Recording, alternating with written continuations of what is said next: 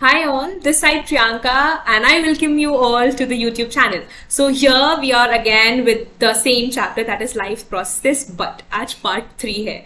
So आप में से कुछ लोग सोच रहे होंगे कितना लंबा चलने वाला है ये series. So it can go a bit longer because ये चैप्टर काफी लंबा है और इसमें बहुत सारी इंपॉर्टेंट चीजें हैं. सो I just don't want to compile everything at one place and then serve you. हम छोटे छोटे पार्ट्स में पढ़ते जाएंगे सो दैट हमें सारे के सारे कंसेप्ट्स क्लियर हो. सो I request you all to stay tune till the end of this particular video and please watch all other videos from the starting to and. Do not skip anything क्योंकि बहुत सारी important चीजें हैं and अगर आपको कुछ समझ नहीं आ रहा तो you can surely mention in the comment section below.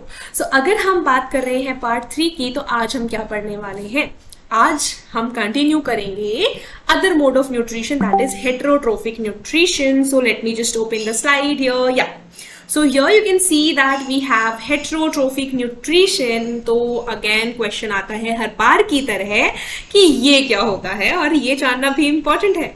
so इसको हमने फिर से डिवाइड कर दिया दो वर्ड्स में. जैसे आप देख सकते हैं मैंने एक लाल रंग की लाइन खींच दी है बीच में हेट्रो एंड ट्रोफिक के. so यहाँ पे जो हेट्रो है इट स्टैंड्स फॉर डिफरेंट.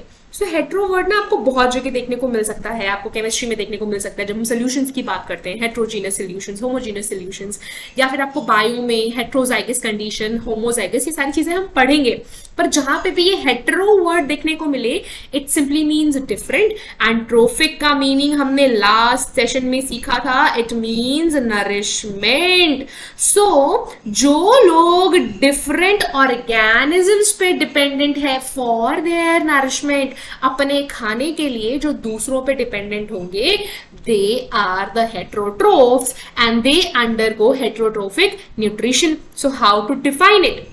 जब डिफाइन करने की बात आएगी सो हम सिंपली कह सकते हैं it is a mode of nutrition in which the organisms that we have they depend, the organisms ऐसे लिख देते हैं यहाँ पे, depend on other organisms for food. सो भाई अगर हम बात कर रहे हैं अदर ऑर्गेनिजम्स की तो अदर ऑर्गेनिजम्स कौन से हो सकते हैं. अगर मुझको खाना चाहिए तो मैं तो कोई ऐसी चीज ढूंढूंगी ना जिसके पास खाना होगा. सो वो other organisms most of the times are the autotrophs. क्योंकि ऑटोट्रोफ्स ने अपना खाना बना रखा है तो हमें ज्यादा मेहनत नहीं करनी पड़ेगी. हम जाएंगे और उनका खाना खा लेंगे. वही तो हम करते हैं, हम बाजार जाते हैं, सब्जियां लेके आते हैं और वो सब्जियां किसने बनाई है, वो प्लांट ने बनाई है जो कि ऑटोट्रोफ है. सो हेटेरोट्रोफ्स जो हैं वो बेसिकली हेटेरोट्रोफिक न्यूट्रिशन करते हैं and based on the way they are feeding on different organisms हमारे पास अलग अलग टाइप के हेटेरोट्रोफिक मोड ऑफ न्यूट्रिशन है, जिसमें से अभी हम जस्ट स्टार्ट करने वाले हैं with the first one that is parasitic nutrition. Parasitic nutrition पता है कैसे है कि हमारे घर में कोई आ रहा है तो हम हो गए मेहमान. नहीं, हम मेहमान नहीं है, हम मेहमान नवाजी करेंगे, हम हो गए होस्ट और जो आ रहे हैं वो मेहमान है. सेम वे एक मेन ऑर्गेनिज्म की जो बॉडी होगी, ठीक है, एक ऑर्गेनिज्म ले लो, इसकी जो बॉडी है, इसकी बॉडी में some other organism will come. Other organism जो है वो आके यहाँ पे रहेगा. क्यों रहेगा जी? इसको चाहिए फूड, इसको मिल सकता है यहाँ से शेल्टर और बस मस्त आराम से जिंदगी जिएंगे. तो यहाँ पे मैम आपने मेहमान और मेहमान नवाजी की बात क्यों की थी, इसका क्या तुक बनता है? सो बिल्कुल तुक बनता है, मैं जस्ट बता रही हूँ आपको. तो जो ऑर्गेनिज्म जिसकी बॉडी है, मतलब कि जिस होस्ट का घर है, ठीक है, सो यहाँ पे भी उसको हम होस्ट ही कहेंगे. जिसकी बॉडी में आके दूसरा ऑर्गेनिज्म रह रहा है it is called as the host. And जो आके रह रहा है उसको हम कहते हैं पैरासाइट. ठीक है, this is called as the parasite, जो कि इनकी बॉडी में आके रहेगा. और ऐसा नहीं है कि ये बड़ा शांत सा है कि आया, खाना वाना खाया, शेल्टर लिया और चला गया. ये बड़ा खुराफाती बच्चा सॉर्ट ऑफ है जो कि इसकी बॉडी में डैमेज भी कॉज कर सकता है, इसकी बॉडी को नेगेटिवली इम्पैक्ट कर सकता है. बोलोगे जी एग्जाम्पल बताओ, ठीक है. सो इसके एग्जाम्पल्स कुछ प्लांट्स के केस में भी है और एनिमल्स के केस में भी है. अगर हम पहला एग्जाम्पल ले ले प्लांट्स के केस में, so the example is Cuscuta. ठीक है। कस्क्यूटा को कॉमन भाषा में कहा जाता है अमर बेल। आपने कभी किसी भी पेड़ को देखा हो तो उस पेड़ के ऊपर कभी नोटिस करना कि ना एक पीली पीली सी लाइन लाइन सी पूरी भरी रहती है, ठीक है, पाइप जैसा सा रहता है, उसी को हम कहते हैं अमर बेल एंड अंग्रेजी में उसको कस्क्यूटा कहा जाता है, which is very very important when it comes to a parasite. तो ये क्या करता है, ये किसी भी मेन पेड़ की बॉडी पे जाके रहता है, ठीक है, और उसकी बॉडी से ही खाना लेता है और वहीं रह रहा है। तो क्योंकि ये उसकी बॉडी से न्यूट्रिशन ले रहा है तो ऑब्वियसली उसको तो कम पड़ेगा ना। That is why we are saying कि नेगेटिवली इंपैक्ट करता है। सेम वे हमारी बॉडी में भी ऐसा होता है। तो अब हमारी बॉडी में कौन कर रहा है? सो एनिमल्स के केस में वी हैव गॉट लाइस। जो सर में जुएं होते हैं वो रहते हैं हमारे सर में, उनको जगह भी मिल गई और साथ में हमारे ही ब्लड को सक करते हैं, तो ऑब्वियसली वो हमें नुकसान पहुंचा रहे हैं। Then we have got certain worms, जो पेट में कीड़े हो जाते हैं, अगेन वो हमारी बॉडी में आके हमारी बॉडी का खाना खा रहे हैं, सो they are also the parasites. क्योंकि हम उन्हें खाना दे रहे हैं तो हम कहलाएंगे host. So parasitic mode of nutrition is basically the mode of nutrition in which the parasites generally live inside the body of the host to derive the food and the shelter, and in return they cause damage to them. And if you're talking about the organism which is living inside the other organism, it is the parasite, and the one in whose body it is living is called as the host. तो ये था parasitic mode of nutrition के बारे में। Now just quickly move ahead with the सैप्रोट्रोफिक nutrition, the second type of heterotrophic nutrition. So सैप्रोट्रोफिक nutrition को पहली बात तो एक और नाम से जाना जाता है जिसको हम कहते हैं सैप्रोफिटिक न्यूट्रिशन, ठीक है। और ये जो ऑर्गेनिजम्स हैं जो कि इस मोड ऑफ न्यूट्रिशन को फॉलो कर रहे हैं, they are called as the saprophytes, ठीक है। सो अब जल्दी जल्दी मैम बता दो कि भाई ये है कौन। सो ये जो ऑर्गेनिजम्स हैं ये वो ऑर्गेनिज्म है जो कि जनरली सड़ी गली चीजों पे फीड करते हैं, मतलब they generally feed on dead and decaying matter, ठीक है जी। जैसे कि अगर कोई लकड़ी सड़ रही है या फिर कोई भी चीज है जो डिकम्पोज हो रही है, तो वहां पे जो भी ऑर्गेनिजम्स ग्रो कर रहे हैं, जो फीड कर रहे हैं उनके ऊपर, they will be called as the saprophytes. And lastly if you are talking about the example for the same, they are the fungi. Fungi में भी हमारे पास आ जाता है मशरूम। सो मशरूम एक तरीके का फंगाई है जो कि हमेशा देखना जहां पे ना सड़ रही होंगी ना चीजें, लकड़ियां सड़ रही होंगी या फिर जहां पे गोबर वगैरह होगा वहां पे मशरूम्स उगते हैं, क्योंकि वो हमेशा डिकेड चीजों पे ही फीड करते हैं। और ये क्या करते हैं, ये बेसिकली बॉडी के बाहर ही चीजों को ब्रेक डाउन कर देते हैं। जो कॉम्प्लेक्स फूड होता है ना, जो कॉम्प्लेक्स फूड है उसको ये ब्रेक डाउन कर देते हैं, is broken down outside the body. पहले बाहर तोड़ दिया फिर ये उसको खाते हैं। The best example is mushroom as I told you. इसके अलावा एक और एग्जाम्पल हम देख सकते हैं, that is the yeast. Yeast भैया को हमने रिप्रोडक्शन में बहुत बार पढ़ा हुआ है और यहाँ पे भी ये बहुत अच्छा काम कर रहे हैं, इसीलिए ये भी सैप्रोफाइट है। Then comes the third and the most important mode of nutrition, the mode of heterotrophic nutrition, that is called as the holozoic nutrition. So ये मैं इंपॉर्टेंट क्यों बोल रही हूं, ऐसा है कि सारी की सारी चीजें इंपॉर्टेंट है बट इसके बारे में हम डिटेल में पढ़ने वाले हैं।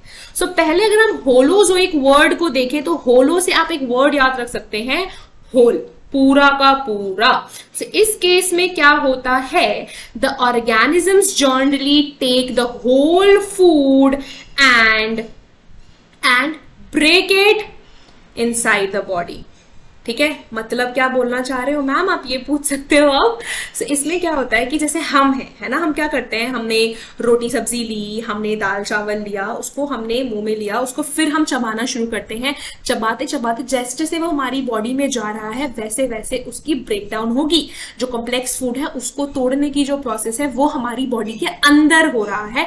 That is something that is happening inside the और in the holozoic nutrition. So ये अब यूनिसेलुलर ऑर्गेनिजम्स भी करते हैं और मल्टीसेलुलर ऑर्गेनिजम्स भी करते हैं। So depending upon the organisms we have two very good examples.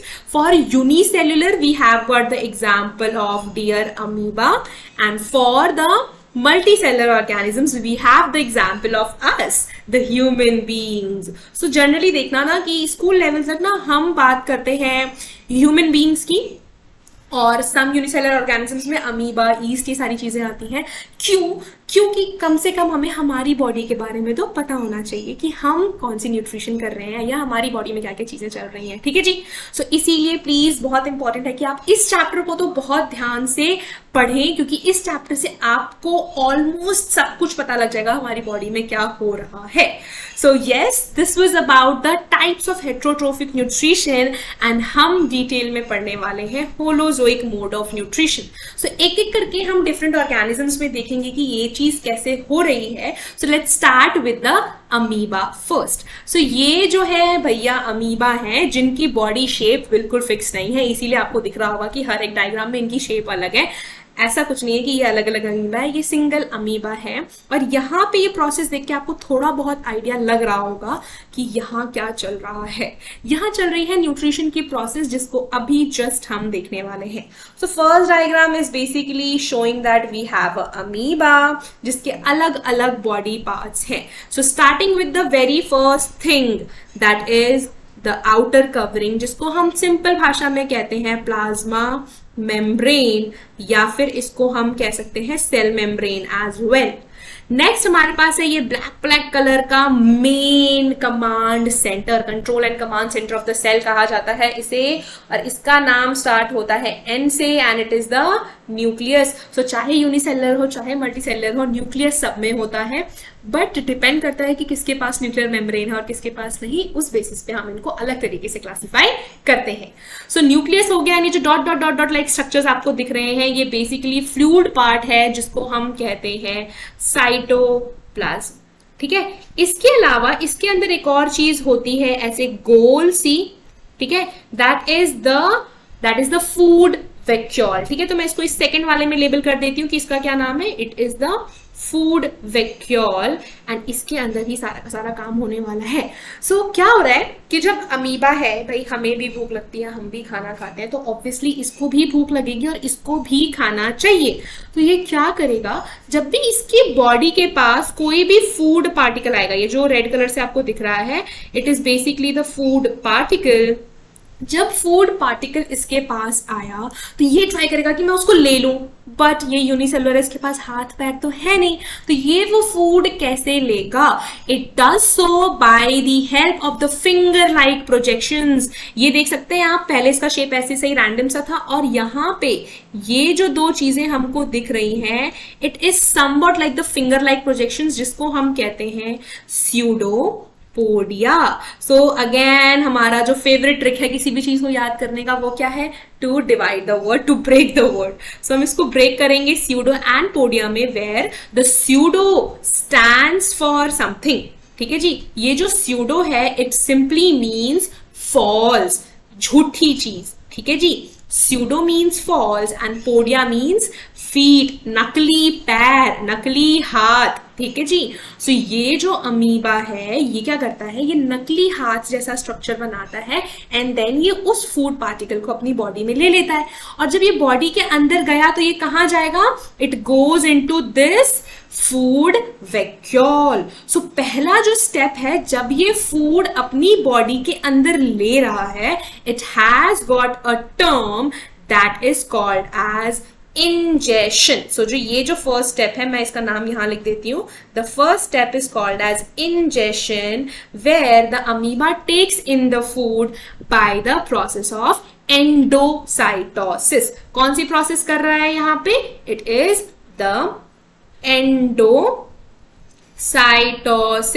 और ये कैसे मुमकिन हुआ, ये मुमकिन हुआ फ्लेक्सिबिलिटी ऑफ मेम्ब्रेन की वजह से. कौन सा मेम्ब्रेन, प्लाज्मा मेम्ब्रेन. सो अब तो खाना अंदर आ गया भाई, अब क्या होगा, that is something very interesting to know. Next step that will happen is basically the breaking of that food. क्योंकि ये होलोजोइक मोड ऑफ न्यूट्रिशन है, तो हमें पता है इसके अंदर, मतलब बॉडी के अंदर जो है फूड break down होगा. So yes, in the second step, all the enzymes that are there in the body, ठीक है जी। जो भी बॉडी के अंदर एंजाइम्स होते हैं, they start to act upon the food that is present inside the food vacuole. Let me just remove all the things that are being written here so that आपको clearly दिख सके कि यहाँ अंदर क्या चल रहा है, ठीक है। So यहाँ पे फूड वैक्यूल के पास क्या होगा कि जितनी भी चीजें हैं they will start to act on the food particle and ये कौन है, पहली बात ये है डाइजेस्टिव एंजाइम्स जो कि इस फूड पार्टिकल पे काम कर रहे हैं and they will basically break it down into smaller chunks. So digestive enzymes will act on the food that is being engulfed or ingested and then it will break it into smaller chunks. That makes the second step for this process and that is nothing else but the process of digestion. So digestion can be defined as the process in which the complex food particles are broken down into simpler forms और ये हर एक organism की body में होता है। So same way यहाँ पे जब वो फूड पार्टिकल छोटे छोटे टुकड़ों में टूट गया तो अब क्या होगा। अब एक एग्जाम्पल ले लो कि तुम्हें मैंने बोला कि चलो जी आज कोई शेक बनाते हैं, banana shake, mango shake, whatever shake you want to make. आपने क्या किया, आपने बनाना को ग्राइंडर में डाल दिया, ठीक है। सो पहले तो वो बड़े बड़े पीसेस थे, जब आपने ग्राइंडर में डाला और ग्राइंडर ऑन करते हैं तो उसके छोटे छोटे छोटे छोटे टुकड़े हो जाएंगे। सो वही जो बड़े बड़े चंक्स छोटे छोटे टुकड़ों में कटे हैं, that will be the process of digestion. And मैं कह रही हूँ कि जी इसको छान दो। तो जब तुमने कपड़ा लिया और उसको छानने की कोशिश करी, यू कैन आस्क मी कि हमने चाय छन्नी या फिर ऐसा कुछ स्ट्रेनर क्यों नहीं लिया, बताऊंगी बाद में, अभी फिलहाल कपड़ा ले लो। पहले जमाने में इतना सब कुछ नहीं होता था। तो कपड़े पे जब तुमने उसको छानने की कोशिश करी तो क्या होगा, वो जो कपड़ा है it will start to absorb the liquid part, वो पूरा कपड़ा गीला हो जाएगा। सेम वे जब यहाँ पे एंजाइम्स ने इसके ऊपर काम किया तो वो जो पार्टिकल थे छोटे छोटे फूड के, अब बारी आती है उनके एब्जॉर्प्शन की। So all the food particles that have been broken down into smaller parts will be utilized by the body to derive the energy. So ये जो हो रहा है, जो बॉडी है, it absorbs the nutrients. So अब क्या होगा कि इसको मिल जाएगा न्यूट्रिशन और ये आराम से अपना पेट भर लेगा और इस स्टेप को कहते हैं हम एब्जॉर्प्शन। ठीक है जी। सो एब्जॉर्प्शन में क्या हो रहा है, the body of the amoeba is absorbing all the important nutrients that are important for it to carry out its life processes to maintain its life. So, जब हमने चीजें छान ली है ना, आपके पास एक जगह नीचे पूरा लिक्विड वाला पोर्शन आ जाएगा जो आप कंज्यूम कर सकते हैं ना, आपके पास उस छन्नी के ऊपर या फिर उस कपड़े के ऊपर काफी सारा जो वेस्ट मटेरियल है वो भी रह जाएगा।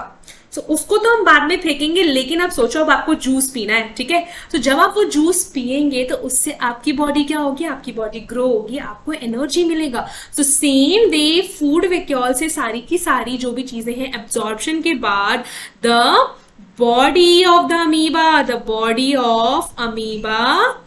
grows in size। अब ये साइज में बड़ा होगा और फूड तो इसीलिए खाते हैं ना, ग्रोथ के लिए।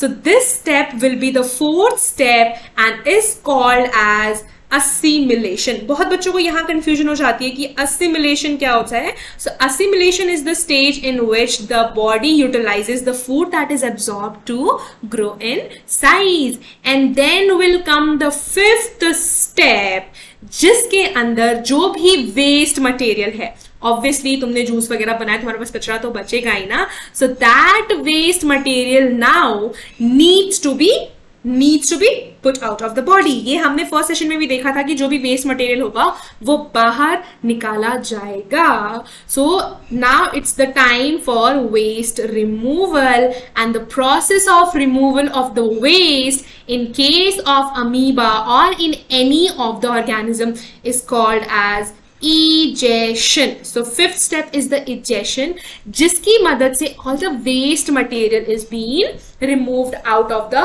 body. Apart from egestion, there is one more word that is very important और बहुत ज्यादा frequently सुना जाता है, इवन आपने फर्स्ट सेशन में भी सुना होगा, जो फर्स्ट पार्ट है इस चैप्टर का, दैट इज एक्सक्रीशन। ठीक है जी, एक वर्ड आपने और सुना होगा, दैट इज एक्सक्रीशन, और आपको ये भी याद होगा कि आपने कहा था कि मैम ये वेस्ट रिमूवल है. सो आज आपका पहला होमवर्क है कि आप मुझे बताएंगे कि what is the difference between egestion and excretion, and then मैं इसके ऊपर एक और वीडियो बना के आपको समझा दूंगी कि what is the actual difference between the two. Before that I want to know from you that what is the difference between these two words, that is egestion and excretion. So overall, if you're talking about the digestion in amoeba, it has got 5 major steps, starting with the ingestion, जिसके अंदर food वो intake कर रहा है by forming the pseudopodia.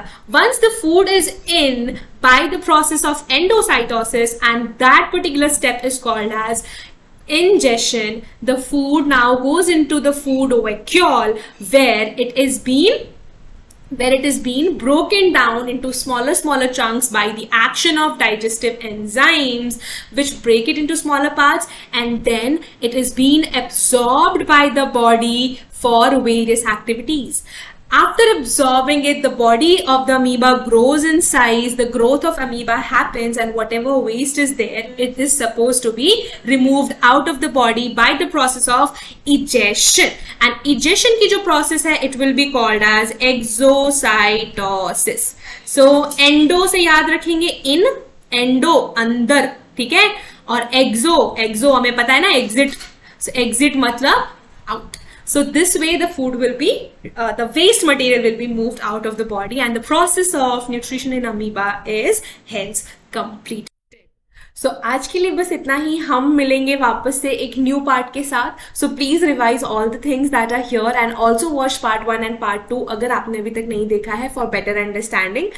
And whatever doubts you feel that हमें ये चीज़ समझ नहीं आई, do mention in the comment section below, and also please mention how did you like the video. If you liked it, please write the good things, and if you feel anything is supposed to be improved, do mention that. I'll surely work on that. And if you liked it, do click on the thumbs up option and also click that red colored subscribe button so that you will get the notification for all the videos that I will be uploaded. So by the time I will be uploading the video, stay tuned, and all of your advice to stay happy, healthy and safe. Bye bye everyone. Take care. Ta-da.